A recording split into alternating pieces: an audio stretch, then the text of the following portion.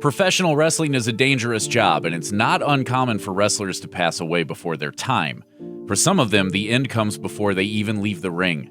Here are professional wrestlers who died in the ring, sometimes with an audience and sometimes without.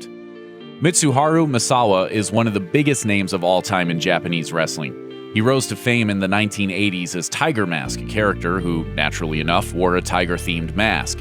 He was so popular that when he unmasked in 1990, his fame only increased. In 2009, he was a 46-year-old veteran who had been named Professional Wrestler of the Year 3 times and was still competing. The tragic match that cut Misawa's stellar career short occurred on June 13, 2009. One of his opponents gave him a back suplex, a fairly common move. However, what happened next shows that nothing in wrestling is truly routine, and even the most basic moves can turn into tragedies. Misawa didn't move after the impact. The match was immediately stopped. All the wrestlers surrounded the ring, and the crowd softly chanted Misawa's name as doctors and nurses tried to administer CPR. He was declared dead at a hospital, though he was likely already lifeless before he was moved away from the ring. The official cause was heart failure. Malcolm King Kong Kirk was a well-known British monster heel and a frequent tag team partner of the even more massive Giant Haystacks. This former rugby player didn't use a gimmick, as his 350-pound frame was more than enough to intimidate his opponents. On August 23, 1987, Kirk faced off against Shirley Big Daddy Crabtree, who said Kirk had the strength of 3 people. The match proceeded exactly as planned right up until the end, when Big Daddy gave Kirk his finishing move, a big splash that saw him jumping on his prone opponent. Kirk never kicked out from that finisher. The 50-year-old powerhouse was left lying in the ring, but it wasn't the finishing move that killed him. An inquest of the incident discovered that Kirk died of a pre-existing heart condition.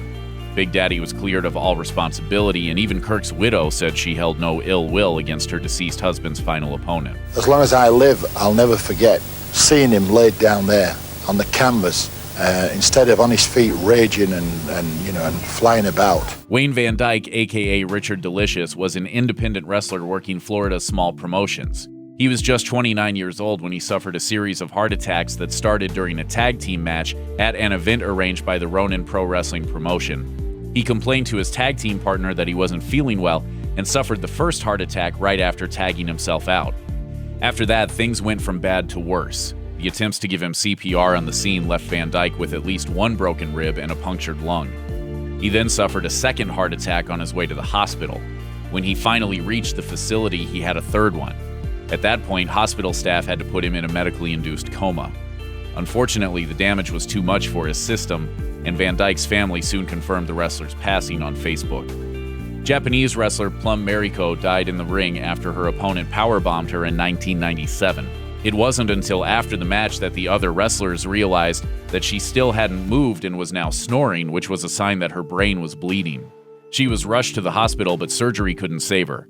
The 29-year-old died of brain damage.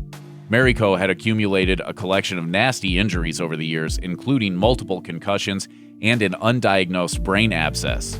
Doctors believe she died because of the combined effects of these injuries rather than a single one from the powerbomb. They also said that if she had been examined earlier, she likely would have lived because no doctor would have let her wrestle in her condition. Mariko's passing was the first in-ring wrestling death in Japan. What makes her fate even more tragic is that the signs of brain damage were there. Owen Hart was a member of the legendary Hart wrestling family. At the time of his death in 1999, his gimmick was a masked superhero character known as the Blue Blazer. For the May 1999 Over the Edge show, the WWF decided to give him an entrance befitting a superhero in which he would fly in. An elaborate system of wires was set up to lower him to the ring from the rafters above, but the system malfunctioned while he was 78 feet above the ring, sending him plunging down as he hit the top rope and then bounced into the ring. Though the incident never made it to television, the 16,000 people at Kansas City's Kemper Arena witnessed the futile attempts by the medical staff to revive Hart, who died of internal bleeding.